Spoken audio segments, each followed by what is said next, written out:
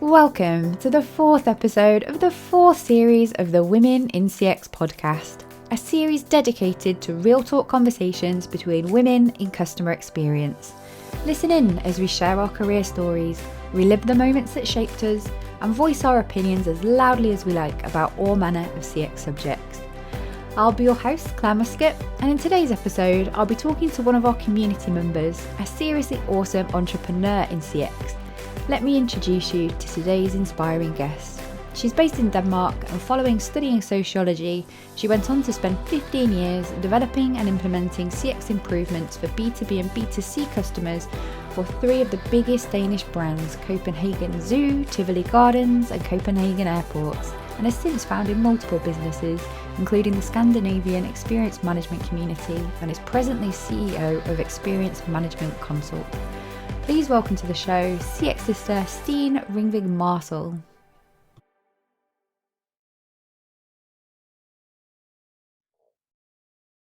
Hey Stine! Hello. How are you, my dear? I am doing very good. In good company, so I'm doing good. Oh, I love that. Well, welcome to the Women in CX podcast. Thank you. And I'm very excited to be here. Oh, I'm so excited you're here too. And welcome to everybody listening along as well. So, Stine, I'm super excited for our conversation today. You've been in our community for almost a year now. Yes. And we've had so many exciting conversations. I can't wait to share this one with the world. So, just to ease us in gently and get us warmed up, can you tell us a little bit about how you got into CX? Sure. I'm initially a sociologist, so I studied sociology, and I've always been interested in behavior. When I was done with university, I kind of didn't know what I was going to do, when I grew up. And so I just coincidentally tripped into a role in the Copenhagen Zoo as a sales manager. So I was working with business to business sponsorship sales. And that sort of, I found it super interesting because starting to understand one business's needs in terms of being able to tailor a sponsor package, I really liked it. And then we worked with a UX company on improving our website. And this is actually when I started understanding there was anything related to, the X. That was interesting. So when I stopped working at the zoo, I actually joined this consultancy firm and spent quite a few months doing their research, like using my Sociologist toolbox in terms of, interviewing customers, developing personas, and understanding, what does the world look like from different customer types' perspective. And our challenge as an agency was that sometimes, we would make like a brilliant user-centered website, and then they would also have a store, or they would have a call center. And so what about that? And so we teamed up with the leading service designer in Denmark, a guy called Søren Beckmann. And so this is my first initial meeting with service design. And I was like, this is what I want to do when I grow up. And so when I stopped working at this agency, I contacted Søren and I said, listen, I would just love to be able to learn from you. Can I follow you around and be your, hemorrhoid for a while? And what a choice of words. Yes, sorry.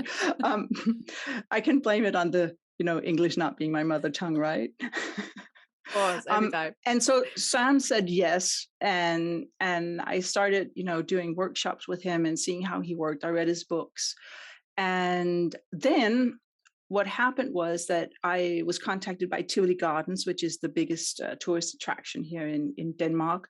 And I've always, I think a lot of people always thought, what would it be like to work at Tivoli, And so I couldn't say no, but this was back into the sponsorship, business to business role.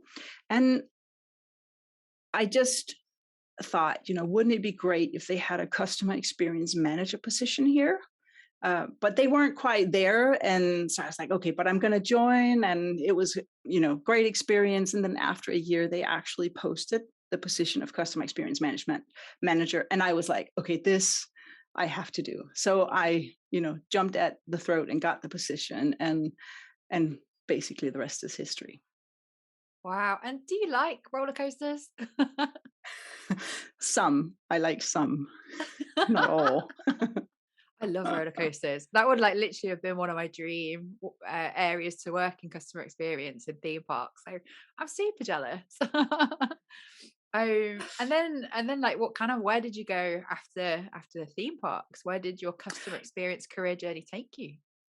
Well, I was contacted by a headhunter that was trying to fill a position for Copenhagen Airport, the service excellence director. And at the time that they contacted me, I was like, no, no, it's so great here. And then after a while, I was like, okay, I contacted them back, and I was like, okay, I would maybe like to, put in my bid for that position. And so I did. And then 7 years later, I worked at the Copenhagen Airport for 7 years as the service excellence director, which is you know, a, a very nice way to say customer experience manager, I guess, but responsible for driving the customer experience throughout, like across the different customer segments of the airport. So obviously there's passengers, but there's also airlines, ground handlers, and the concessionaires that have the shops in the shopping center and so forth. So it was really like the switch from amusement park to airport was quite, I think it sort of propelled me into CX in a deeper way, because I think when I was in Tivoli, you read all those, customer experience books, and you follow the hashtags on LinkedIn. And at the time, at least, and I think it's still somewhat that way, there's a lot of, put your customer first. And, examples are Amazon and Disney and Zappos. And then you sit in an organization like the airport, which has 100-year history. It's regulated. And I just couldn't, really connect it the way I thought I was supposed to. And when I say thought I was supposed to, it's because, of, the way the experts are portraying it. So for a while, I felt quite challenged until I grabbed in my, sociological toolbox, and I was like, okay, but I have to understand the needs of my, colleagues, like the managers and the leaders of the different departments where I was trying to drive change, or where we needed to drive change. And I have to understand the needs of the employees on the floor. Like, how can I make their role fusion with the needs of the customer? So I feel I spent a few years doing things that a lot of people felt were, she's implementing so much and she's so efficient. But then when I looked across, like I looked behind my shoulder a few years later, some of those things just sort of died out because I hadn't adapted it properly to the operation and to the kind of organization that I was in. So I think being in the airport really taught me a lot about making things super functional. I've always been very focused on how to make this work on the floor, which I think is missing from a lot of, literature and statements on what you should do about your customer experience. But so I think in the airport, that really sort of drilled the challenges I had at first at the airport, really drilled into me, think about how is this going to work on the floor in a 24/7, 365 operation going 100 miles an hour, and where you can't just pull out 1,500 security employees for an 8-hour course because it's way too costly. So the airport really taught me, how can you do CX and make it work without having an astronomical budget, without needing to sort of halt your operations and pick the puzzle apart and put it back together.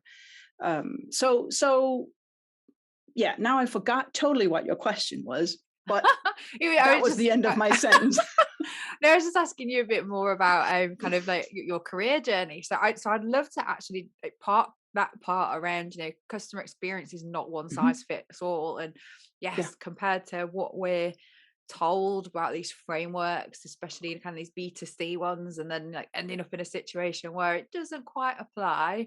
We're going to come back to that for sure in the next segment, but but I still think that like there's still a bit more, isn't there? Like what have you done since Copenhagen Airport?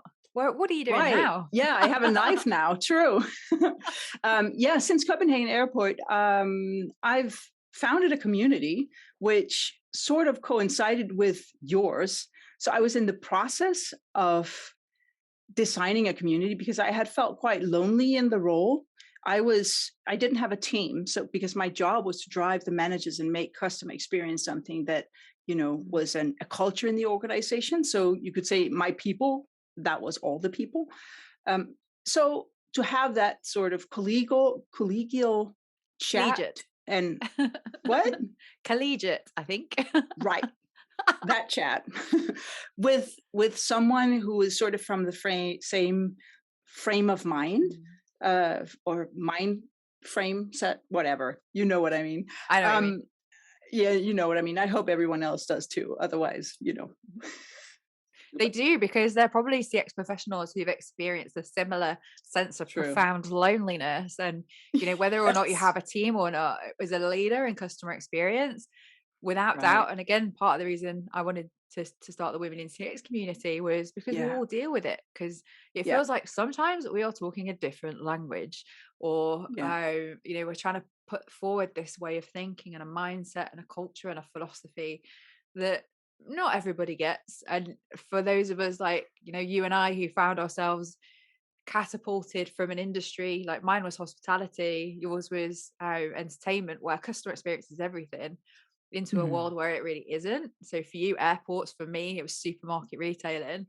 I totally get you, that sense of profound professional loneliness and needing a tribe and needing Right. support.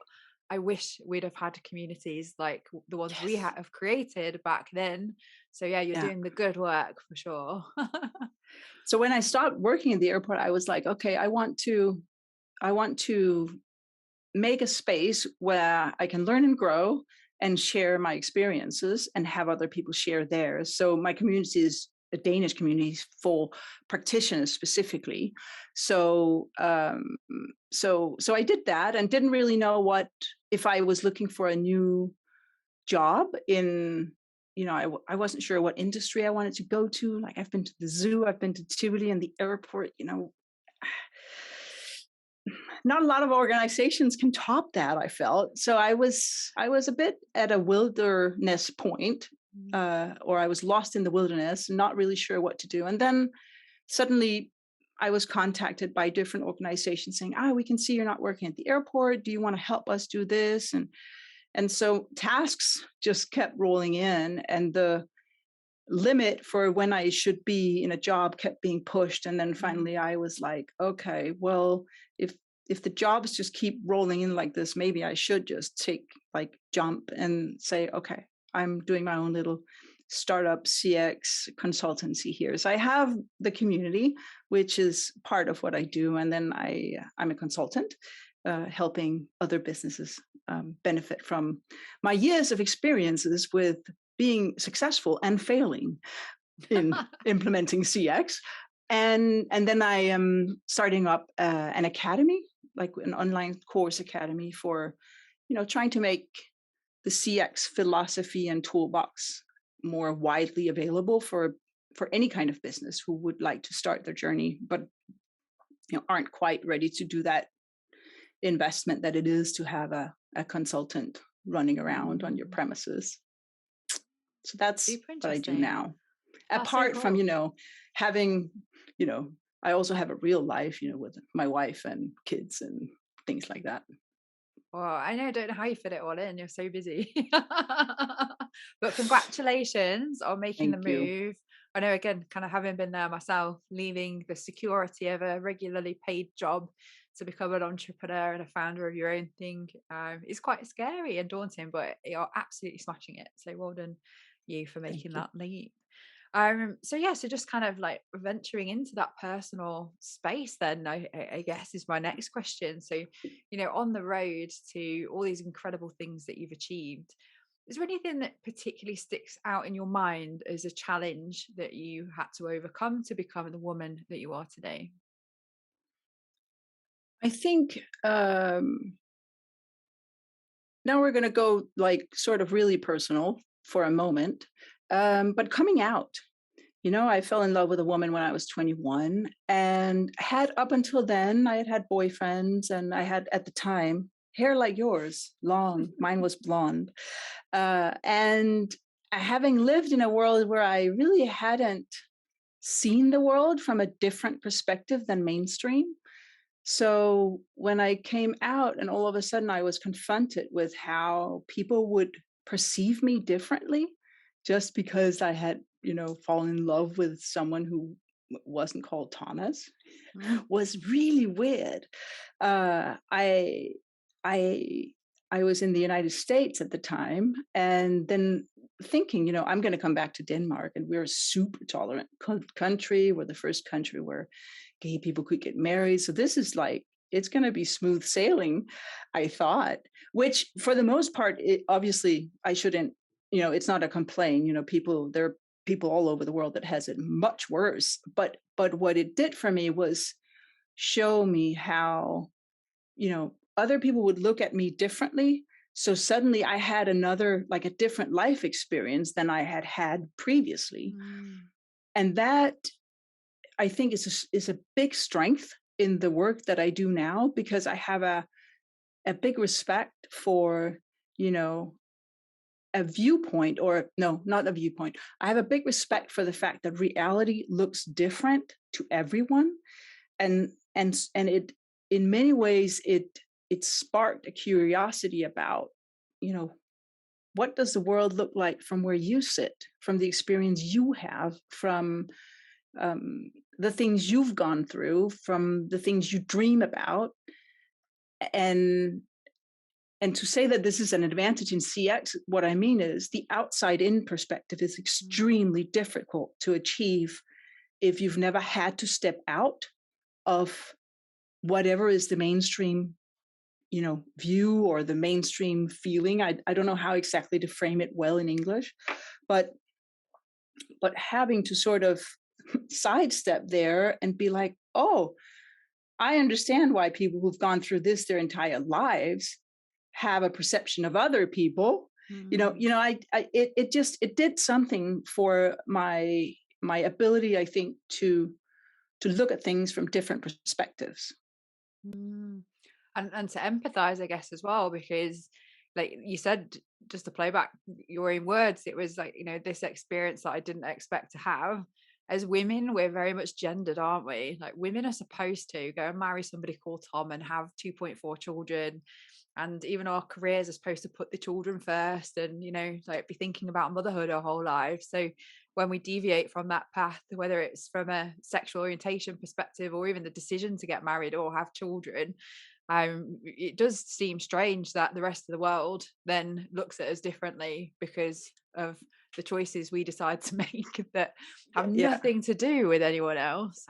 Yeah, and then I'm sure there are other women who listen to the show who have either experienced the difficulty of coming out or are going through that themselves now. But it's awesome to see you out proud with your wife and 2 children. So I wanted to just kind of move us back towards some of the things you've been talking about today have been, like what CX is a bit like a bit similar actually. What we're supposed to do in CX, what the experts tell us, what the existing frameworks are, what the pedagogues of culture within the customer experience industry are, and that kind of discovery of finding out, oh, actually, all these things that I've been told to do don't quite fit here. Now what? And yet still feeling that out there isn't that much difference or different options in being able to learn about CX in a different way than Mhm. naming no names, the traditional routes. No. And, having to then, as women, who've experienced this and seen this and, got our battle scars from failing and then eventually winning most of the time, having to Most create of the these time. spaces ourselves and creating courses and, whatever else to make room for the difference that there is out there in the CX world. I just wanted to dig a little bit more into your perspective around the CX industry. So what are Yeah. your thoughts, and why are you kind of coming to this point yourself? Well, my thoughts are that there is far too much, excuse my language, but fluffy bullshit, I was going to say right? fluff, excuse my language, fluffy, but I knew there must be a swear word coming. So yeah, let's just front Yeah, it out. sorry. There is a lot of Um, bullshit. yeah, there's a lot of that. And I think too few people that have actually had their hands dug deep down in the dirt and done stuff, too few of those are speaking out about their methods and their experiences. And so, and I think for me, the reason why I built the community that I've built, which is similar to yours, only it's Danish and it's a non-gendered one, and but my the reason was that I wanted those people with their hands in the dirt to talk together and learn and be much more visible, because I can understand why people say, customer experience, yeah, but, it doesn't really end up on the bottom line. It doesn't create the results that we want it to, because so many businesses are listening to consultants that have never worked in a company having to implement and make the change. And I think it's damaging to the trade, if you want, because if if if you try to implement something but it doesn't work, obviously you're going to say CX doesn't work, right? So my whole goal, with apart from I wanted to learn and I wanted to grow and I wanted to know my colleagues in different companies and different types of businesses, was also to raise the voices of those that have their hands dirty and for us to share our challenges. I mean, if someone had gone through the first two years of the time I did in the airport, where I felt, okay, I mean, I did some stuff that worked, but I did a lot of stuff that I also felt, a year after was just gone, right? If someone could have told me, I did that and this worked better, or I did that and you should absolutely go that way, but don't do that, I would have saved the airport a lot of years or a lot of, um, lost time, basically, because I could have implemented faster and better. And so that was my take on why I've made this community and why it was important for me to have practitioners in it, um, because that is the knowledge that is the seed of the CX growing as a trade and creating the results that we all know it can create.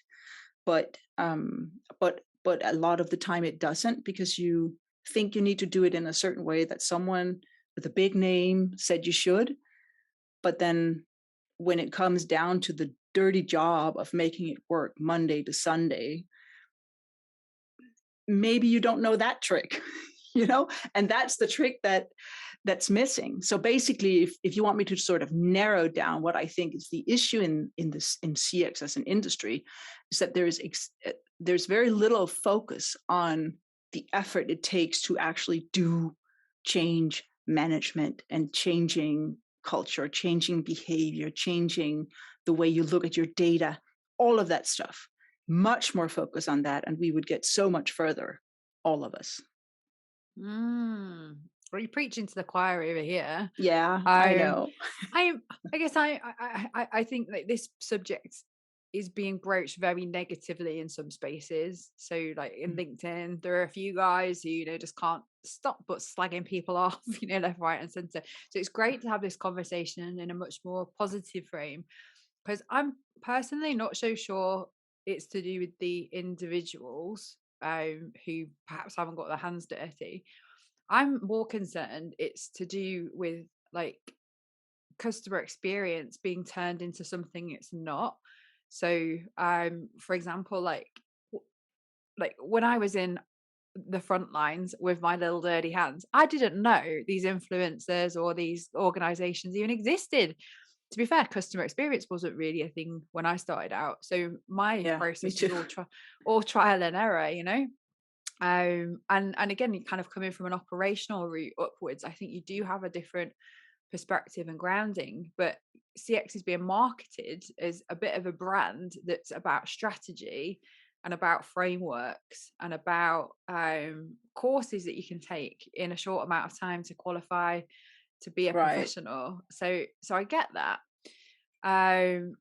But in my where I'm at now, especially with our community and having seen like the rainbow that is customer experience, really, like, it's a fusion of lots of different methodologies, isn't it? And Yeah, when it is. you're down in the trenches, to the point you made earlier, you have to understand your stakeholders, the business that you're operating within, the goals of that organization, the employees and the culture and the change management is probably the reason why most customer experience initiatives fail, because it does take a hell of a lot of leadership capability to do that. And nobody Yes. really teaches CX leadership, do they? Or No. leadership more broadly. And that's part of the reason that in our women in CX community, we're now offering keynote speakers, but that's balanced with the expert members who've got their hands-on experience doing masterclasses and case studies and bringing it all to life. Right. Um, so yeah, but I don't really know what the answer is to this. So what do you think Well, needs to change? one thing I've thought about a lot is the way I the way I sort of came into CX, and when I read the literature that existed at the time. And now, please, if there's an author out there that is like, but I wrote a book on that, and you say it doesn't exist. So sorry, I didn't read all of the books in the universe. So maybe there is, some great books. But at the time, I was following different, hashtags on LinkedIn and reading articles and all of this. And I think at the time, and to an extent, still today, customer experience was framed as, this has to absolutely be the religion of the company. It has to be, the customer has to be at the center, and everybody should sort of uh, wheel into that perspective to make it work. And so the examples of, having Amazon, Google, and Disney and Zappos and stuff. And I think for a company that either is, entertainment industry where really the experience is what you're selling, that absolutely makes sense. It also makes sense if you're a startup company where you're starting from scratch and you have to build it up. But to tear an entire airport apart with, 2,500 other companies working at the same airport and, 24,000 employees, are we going to get return on investment if we do that exercise? I don't think so. But can we get a return on investment if we do a little bit every day that makes us more likely to achieve our goals because of how we do the experience? Yes. So for me, I think there is another viewpoint on, putting the customer at the center, and that is to view the CX function as a support function, just like HR is. Just like any function that basically is there to support the company reaching its goals. So that's another thing I have with something I call the CX blabber, when people are like, oh, we got to wow the customer. We have to do, confetti bombs and, all of this stuff. No, maybe sometimes we're the lubricant that helps us get to where we're going. It's never about only creating a wow moment or those. That's great. I'm not saying you shouldn't, but there's a lot of stuff that needs to happen before you reach the point where that makes sense, right? Mm-hmm. So I think there's this, there's CX as the religion, where you are in a company where it absolutely makes sense and it's economically feasible to put the customer at the center right now, tear everything apart and rebuild it. And then there is the other one where you look at the customer experience function as basically a support function like any other that helps the company reach its goals. Because let's face it, it's not about happy customers. It's about the organization reaching its goals. It's not about wow or confetti. It's about either improving the bottom line, or if you're a hospital, it's about perhaps in the patient-doctor conversation that the patient believes the doctor more than they believe Google. So what can we do at that touch points that makes that difference? How can we make a peak end experience when you leave the hospital, leaving you with that trust in what has happened? That's the organizational goal here. So to say it, in short, the focus has to always be on the organizational goals, and then you tailor your CX effort accordingly. And if you think that you have to tear the entire organization apart, and that's a very costly thing, then maybe you shouldn't do CX in that way. I'm just laughing because I remember though, this wasn't because of any external force, but I really was the kind of young CX professional who would want to boil the ocean for the Right. customer and to put them at the heart of everything. And the pragmatism, when I said I left this hospitality company, went to supermarkets, this company that I moved to had 190,000 employees. It was a beast, 32 million customers. And I walked in there all fresh faced, really excited, right, are we ready to tear it all down and start again? And the naivety I had that that it was even going to be possible, but then being confronted with the fact that actually customer experience isn't the be all and end all in every organization, and it's never going to be. How do you find the roots in, like you say, by understanding the organizational goals and the objectives that can be fulfilled by doing things better for customers? And it might be a process improvement rather than a wow moment, but just Right. avoiding unnecessary costs because we do something badly for customers or complaints or whatever.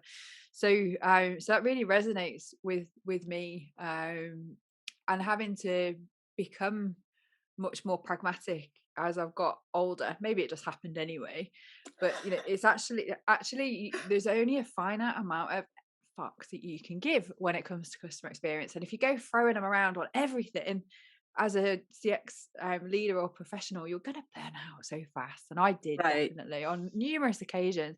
So how do you really get down to the nitty gritties? I love it when you say that word, the nitty gritties of what's important to the organization and what activities am I going to be working on or helping with or acting as this support function to help other departments be better at what they do.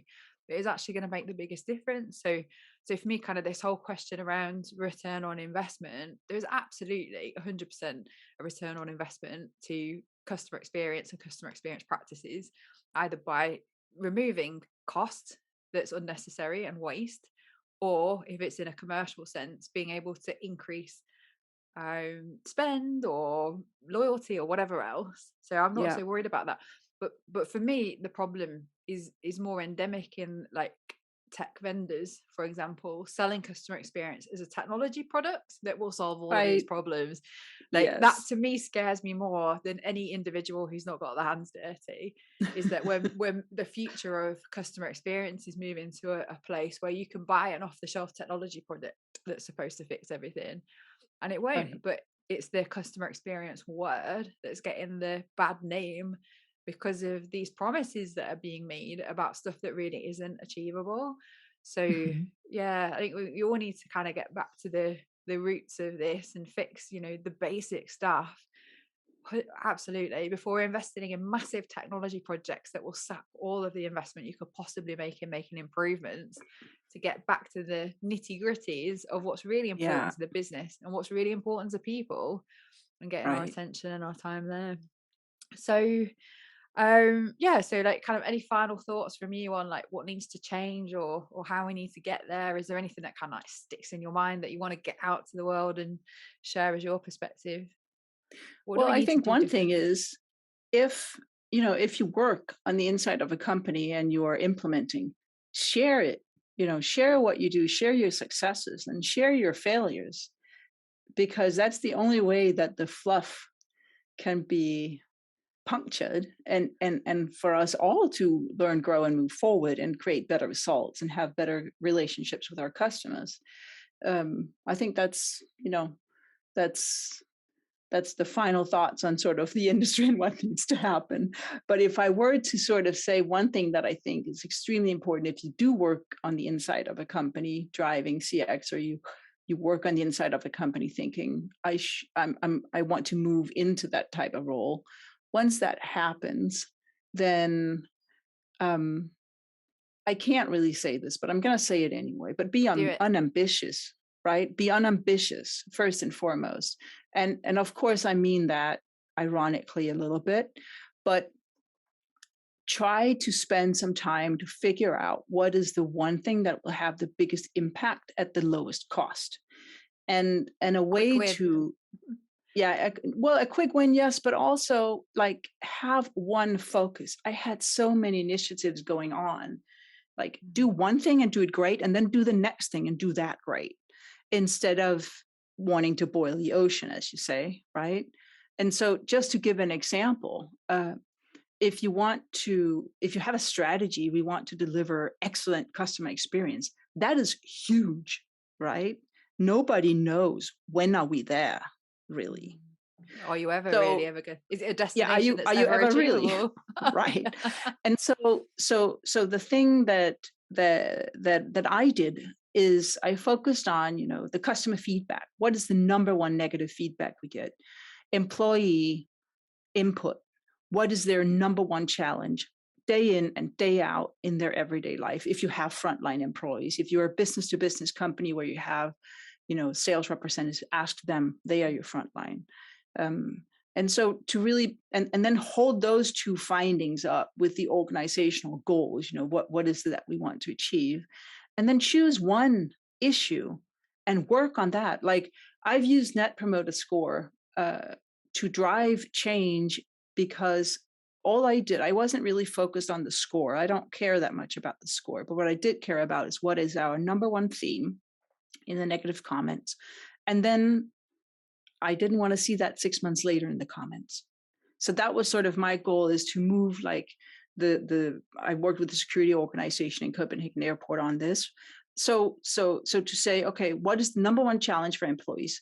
Is there any, liaison with the number one complaint or feedback that we get from customers, held up against, we do want relaxed customers because we want them to shop when they've passed the security check. And so to take one issue at the time, involve the employees in developing those solutions, have them test solutions, come back, give feedback, and do the whole loop again.